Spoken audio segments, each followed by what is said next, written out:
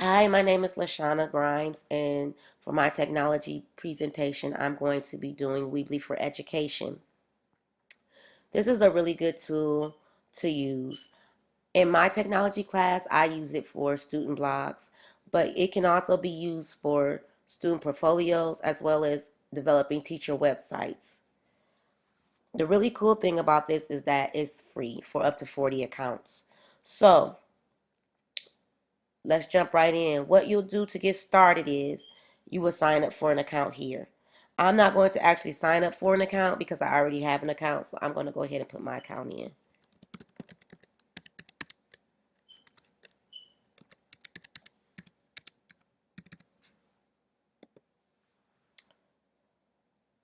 Um, Let me back up a little bit. The site that you will go to get there is education.weebly.com.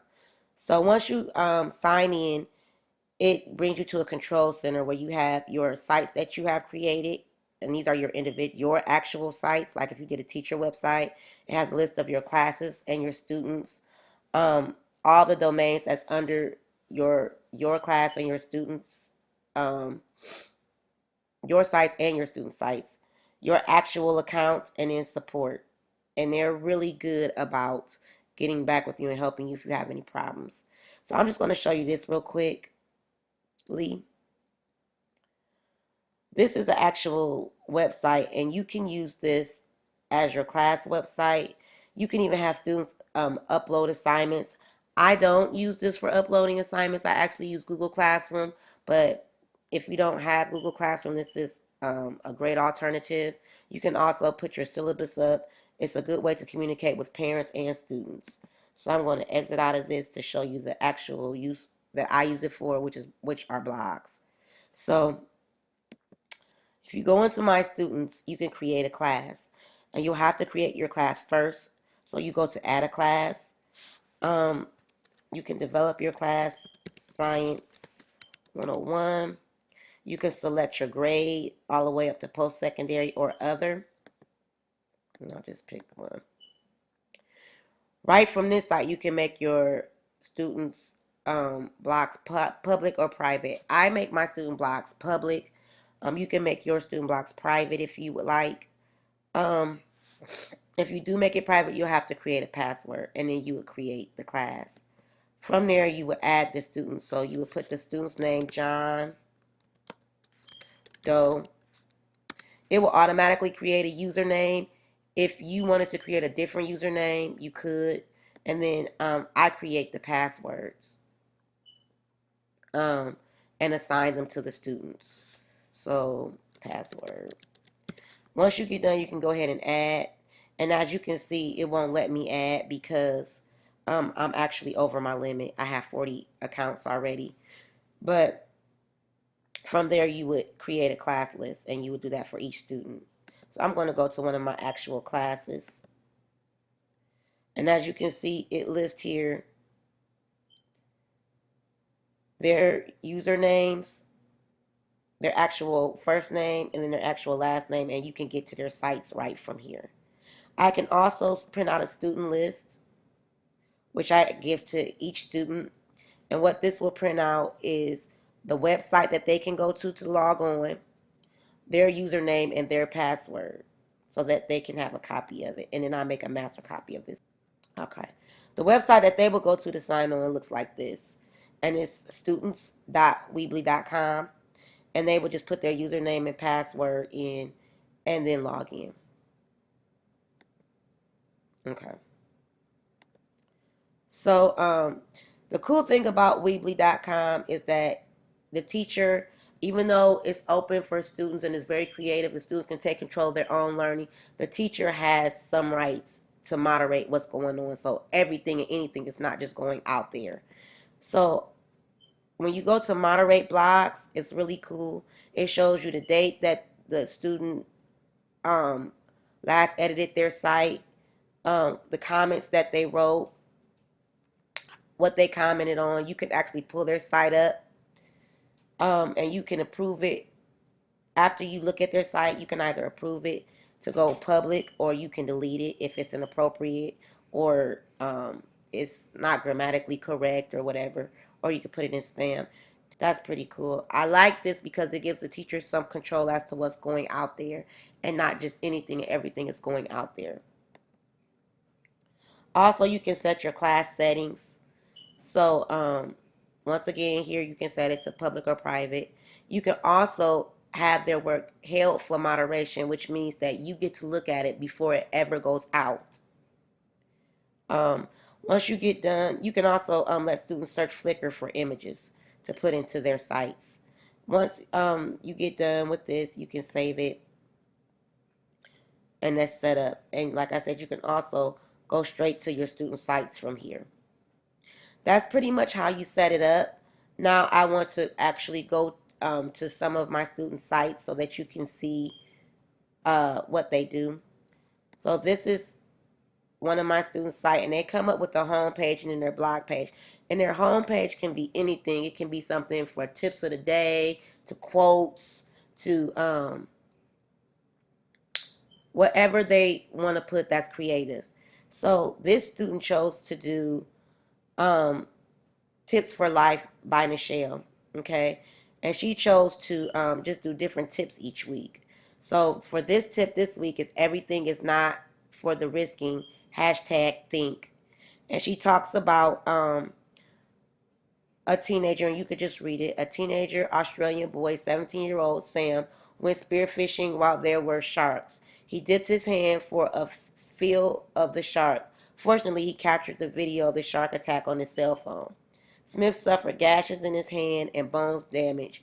Luckily, it wasn't any other part of his body that was attacked. Sam was airlifted to Sydney for surgery. His parents were praying but relieved when they heard that he was gonna, and I will talk to her about using gonna be okay. Sam has to go through some physical therapy to get back to his motor skills for his right hand, but he is on track and will be departing from Sydney Hospital in a couple of days. And this is her tip for life. From Tips for Life to you. Personally, people, you should be way more careful of what you do. Everything is not worth risking something that you need in an everyday life. I understand things can be tempting and we are only human, but that's really not a good excuse. The boy was 17 and I'm pretty sure that he is never going to try to fill a shark ever again. I am also pretty sure that the viewers of this blog will be more careful of what they try to do. Tip 1, thinking comes first. Tips for Life, Nichelle's blog. And then you can actually go to her blog, and my internet is moving a little slow here. But as you can see, it's dated, and she has to put um, a creative title. So this is not the title of the actual article that they read. This is the creative title. Obviously, all glitter is not gold. The first paragraph are the 5 W's. They have to tell the when, the what, the where, the why, the how. The second paragraph is their opinion. And as you can see, the other part of their assignment is they have to go and comment on to other people's blogs. And so you can see that other students have commented on her blog and she's replied. So um, let me show you a couple of other people's blogs. This is another student's blog, and hers was called "Ooh, Would You Eat That?" And you can see that she has another one here, Sad Rescue. And the first is the 5 W's, the second is their opinion. Um, Other thing I wanted to show you is how they get their assignments. I actually use Google Classroom. So I enter their assignments here. And it just says write an opinion summary of 2 articles and post the 2 classmates' articles. Make sure to watch the video and follow the rubric. So anytime I give a new assignment, I give a video kind of like I'm doing for you today, and they can watch it. I also go over it in class and show them how to do it in class. But this is when they get home. If they get confused, they can go back and watch the tutorial. Also, the reason why this has 2 tutorials is because a lot of them were forgetting to publish and make their sites public. Um, so this is a shorter video for just people that need to post and publish. This was a full video for people that couldn't remember how to quite create the blog itself. They also get current events and rubric directions. So with their assignment, they get a current event block directions, and they are told how to actually a detailed description of how to actually write their block, what should be in paragraph 1, what should be in paragraph 2. We also go over credible sources and sources that are not credible. Um, Discussion rules, how to post to someone else's blog and do it professionally, and then their rubric, how they're graded. Also, they cannot pick the same type of article each week. So they have to do school, community, local, national, world. And they can do social media, like something on Facebook or something like that. But it has to be different every week from week to week. They can't continually do the same thing. And they can do sports as well.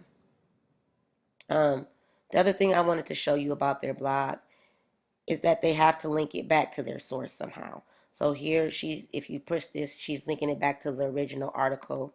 Um, This is one, a sports one, and if you push that, it'll link back to its original article from USA Today.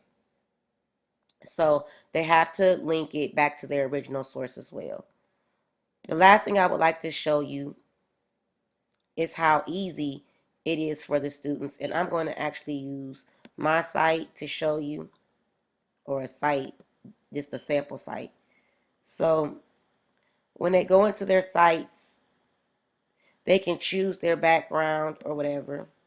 And let's go ahead and choose. They named their domain, and I made it really easy for them. All of my students named their domain, first initial, last name, current event blog. And so it's really easy for other students to remember when they're ready to post. But what I like about this is that everything is just drag and drop. So titles, drag and drop. Text, drag and drop. You drag it and you drop it, and you can do it, and it's so easy. Assignment, this is for an actual teacher one, so but assignments for drag and drop. You can change the design and the look by changing the theme, by changing the fonts, changing the backgrounds, adding pictures. And the other thing that I like about students is, say they didn't want to use one of these backgrounds, they can upload an image and they can actually search the web right from here. They don't have to go. And it takes them to usable images. So it takes the guesswork out for them. Or they can upload from their computer or link to a URL. So that's pretty much the gist of it. Like I said, the reason why I love it is because the students have their own control. They can put their own pictures. They can create their own designs, and it's fairly easy for them. So I hope this is helpful. I hope this is something that you might want to use in your classroom. And yeah, I hope that this is something that you look into further. Thank you.